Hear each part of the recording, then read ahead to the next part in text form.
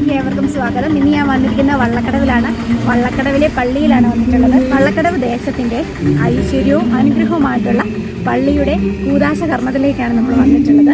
അപ്പോൾ നമുക്ക് ഇത് പള്ളി കണ്ട ഈ കട്ടപ്പനയിലെ ഏറ്റവും വലിയ പള്ളിയാണ് കേട്ടോ. എനിക്ക് വളരെയേറെ ഇഷ്ടപ്പെട്ടു, കാരണം അതിൻ്റെ ഡെക്കറേഷനും കാര്യങ്ങളൊക്കെ വളരെ ഇഷ്ടപ്പെട്ടു. അപ്പോൾ കൂദാശ നടന്നുകൊണ്ടിരിക്കുകയാണ്. നമ്മൾ വരാൻ കുറച്ച് താമസിച്ചു, അതുകൊണ്ട് കുഴപ്പമില്ല. നമുക്ക് അകത്ത് കയറി പള്ളിയുടെ വിശേഷങ്ങളും പള്ളിയുടെ കാര്യങ്ങളും കാണാം. അപ്പോൾ കൂദാശകളും പരിപാടികളും കാണാം. അതാണ് നമ്മുടെ ഇന്നത്തെ വീഡിയോ. അപ്പോൾ എല്ലാവരും വരും, നമുക്ക് പള്ളിയിലേക്ക് കയറാം.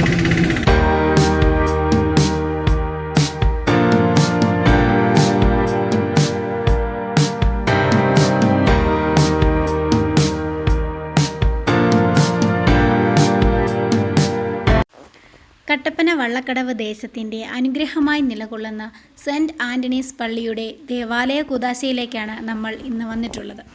ഏകദേശം 70 വർഷം കാലപ്പഴക്കമുള്ള പള്ളിയായിരുന്നു ഇത്. പുതുക്കി പണിതാണ് ഇന്നിത്. പുതുക്കി പണിത പള്ളി ഇന്ന് വിശ്വാസികളുടെ മുന്നിൽ തുറന്നു നൽകുകയാണ്. ഏകദേശം 6 വർഷത്തോളം എടുത്തു പള്ളിയുടെ പണി പൂർത്തിയാക്കുന്നതിന് വേണ്ടി. കാഞ്ഞിരപ്പള്ളി അതിരൂപതയുടെ കീഴിലുള്ള ഈ പള്ളി കട്ടപ്പനയിലെ ഏറ്റവും ഉയരം കൂടിയ പള്ളിയാണ്. അങ്ങനെ ഒരു പ്രത്യേകത കൂടിയുണ്ട് നമ്മുടെ ഈ പള്ളിക്ക്. അഭിവന്ദ്യ മാർ ജോസ് പുളിക്കൽ പിതാവിന് സ്വീകരണം നൽകുകയുണ്ടായി. വിശ്വാസികളുടെ ഒരു വലിയ തിരക്ക് തന്നെയായിരുന്നു ഇവിടെ അനുഭവപ്പെട്ടിരിക്കുന്നത്. 8 നോയമ്പ് അവസാനം എന്ന പ്രത്യേകത കൂടി ഇന്നുണ്ട്.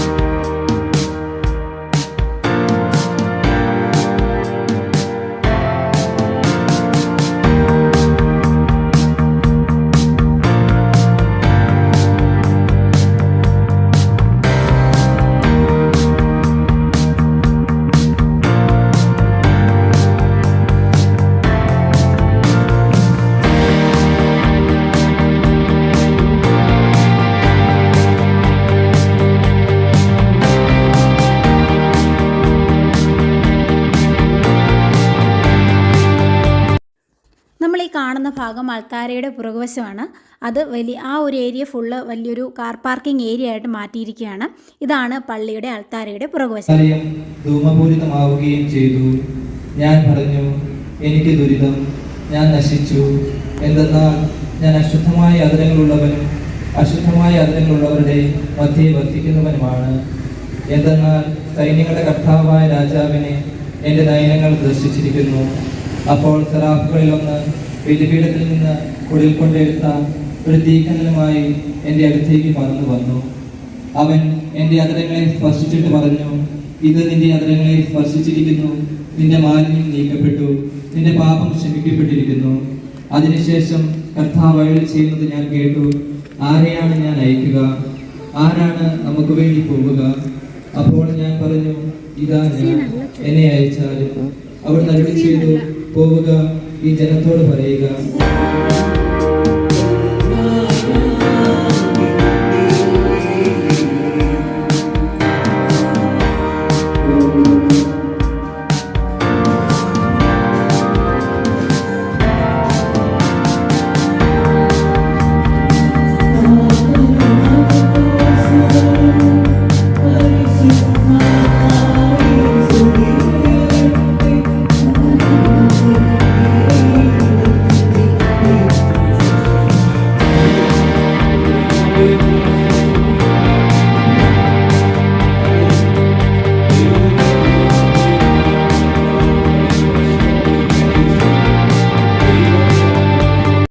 വള്ളക്കടവ് നരിയമ്പാറ റോഡിന് സമീപം തന്നെയാണ് നമ്മുടെ ഈ പള്ളി സ്ഥിതി ചെയ്യുന്നത്. കട്ടപ്പനയിൽ നിന്ന് ഏകദേശം 5 കിലോമീറ്റർ ആണ് ദൂരം.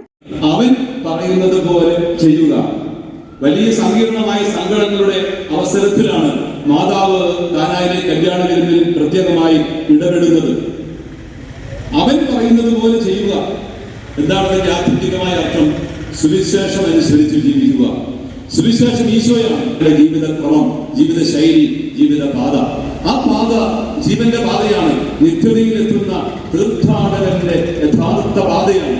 ജീവിതത്തിന്റെ സങ്കടങ്ങളും വേദനകളും ബുദ്ധിമുട്ടുകളും പ്രതിസന്ധികളും കണ്ണീരും ഒക്കെ തീരുന്നത് ഈശോയുടെ വാക്കനുസരിക്കുമ്പോഴാണ്. വ്യക്തമായ തീക്ഷ്ണമായ അനുഭവത്തിന്റെ ഇടമാണ് കുരിശിൻ ചുവട്ടിലെ സഹനം. കുരിശിൻ ചുവട്ടിൽ ഇടറിപ്പോകാതെ നിൽക്കുന്ന ഉദ്ധാനത്തിന്റെ മഹാരഹസ്യം മനസ്സിൽ കണ്ടുകൊണ്ട് ധ്യാനചര്യയായി നിൽക്കുന്ന പരിശുദ്ധ കന്യകാമറിയം നമ്മുടെ എല്ലാം ജീവിക്കുന്ന മാതൃകയാണ്. ഈ പരിശുദ്ധ കന്യകാമറിയത്തിൽ ഇന്നാ ദിവസത്തിൽ അമ്മ കടന്നുപോയ വഴികളെ ധ്യാനിച്ചെടുക്കാൻ നമുക്ക് സാധിക്കും. രണ്ടാം വത്തിക്കാൻ കൗൺസിലിന്റെ സഭയെ കുറിച്ചുള്ള പ്രബോധനം, ലുമൻ ജൻസിയും ജനതകളുടെ പ്രകാശം, അവിടെ അതിന്റെ 7ാമത്തെ അധ്യായം തന്നെ തീർത്ഥാടകയായ സഭ എന്ന് പറഞ്ഞുകൊണ്ടാണ്. റോഡിൻ്റെ ഏത് വശത്തു നിന്ന് നോക്കിയാലും പള്ളി കാണാൻ സാധിക്കും. അങ്ങനെയാണ് ഈ പള്ളി ഡിസൈൻ ചെയ്തിരിക്കുന്നത്. ഈ പള്ളി വിശ്വാസികൾക്ക് തുറന്നു നൽകിയതിനു ശേഷം പള്ളി വികാരി ഫാദർ ജോയിസ് ഈ പള്ളിയിൽ നിന്ന് മറ്റൊരു പള്ളിയിലേക്ക് മാറുകയും പകരം മറ്റൊരു വികാരി എത്തിച്ചേരുകയും ചെയ്യുന്നു. ഫാദർ ജോയിസിൻ്റെ ശ്രമം ഒന്നുകൊണ്ട് തന്നെയാണ് നമ്മുടെ ഈ പള്ളി ഇത്രയും മനോഹരമായത്. ഈ പള്ളി ഇത്രയും വിപുലമാക്കുന്നതിന് ഫാദർ എടുത്ത ശ്രമം ഒരിക്കലും നമുക്ക് മറക്കാൻ സാധിക്കില്ല. ഞങ്ങളുടെ എല്ലാവരുടെയും 1000 അഭിനന്ദനങ്ങൾ നേർന്നുകൊള്ളുന്നു.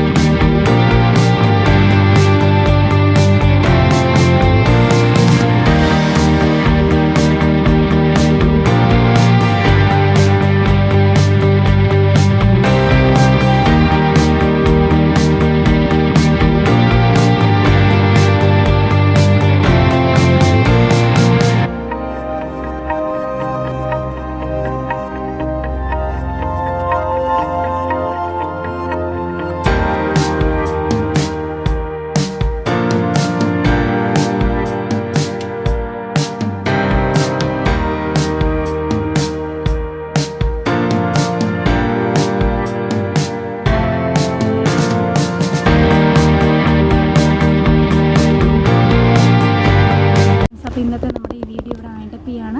അപ്പം പള്ളിയുടെ കൂദാശയെല്ലാം നടന്നുകൊണ്ടിരിക്കുകയാണ്, ദേവാലയ കൂദാശ നടന്നുകൊണ്ടിരിക്കുകയാണ്. നമുക്ക് അകത്തെ വിഷ്വൽസ് ഒന്നും എടുക്കാൻ പറ്റിയില്ല, അത് കുഴപ്പമില്ല. നമുക്ക് പിന്നീട് ഒരു ദിവസം വന്നിട്ട് ഇവിടുത്തെ വിഷ്വൽസ് എല്ലാം നല്ലപോലെ എടുക്കണം. അപ്പോൾ വള്ളക്കടവ് ദേശത്തിൻ്റെ ഐശ്വര്യവുമായിട്ട് നിൽക്കുന്ന ഈ പള്ളി എല്ലാവർക്കും ഒരു ഐശ്വര്യമാകട്ടെ എന്ന് ഒരിക്കൽ കൂടി പ്രാർത്ഥിച്ചുകൊണ്ട് നമുക്കിവിടുന്ന് പോവാം.